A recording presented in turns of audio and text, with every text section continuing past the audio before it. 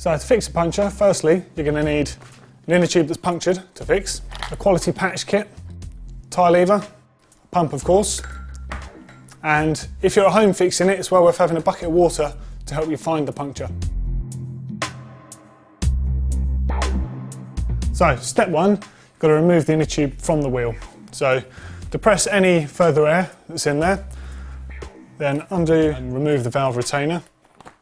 Now with the inner tube removed from the bike, what you next need to do is see if you can find any thorns or bits of glass or anything protruding through the tyre itself.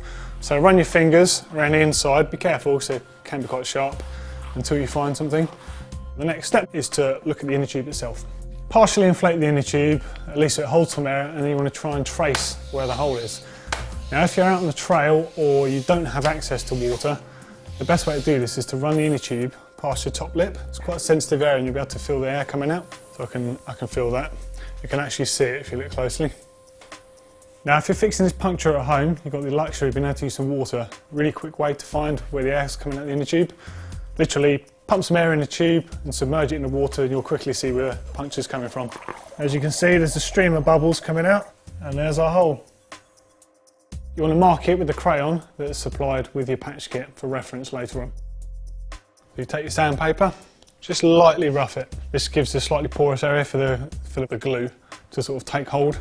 Applying the glue, make sure you leave enough overlap so it allows for the patch to sit into the glue.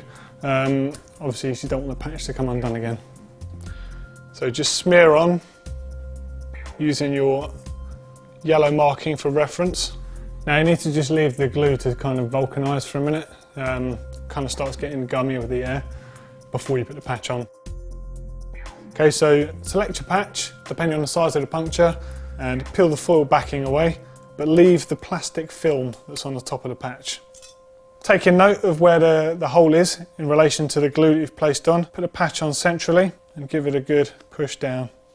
Now you need to leave this for a good 5 minutes for it to set. So while the patch is finishing drying, you may as well do the next stage.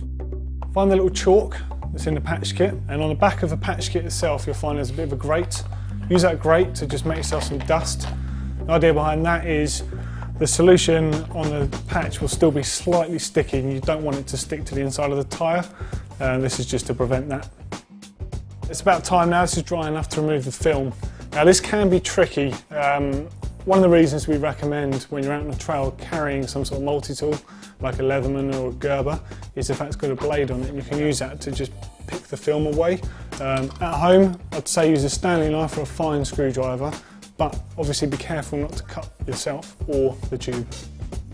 Okay, so the film's off and the puncture's repaired. What you may notice sometimes if the patch doesn't completely set or it doesn't take to the inner tube like it hasn't there, it can be worth putting just a little bit more vulcanising solution on there and just leaving it to set. And then your final stage is just to put that chalk just over it to ensure it doesn't stick to the inside of your tyre. Okay, so you fix a puncture, you put the tube back inside the tyre which you've checked previously for no obtrusions and stuff. Time to inflate and get back on the trails.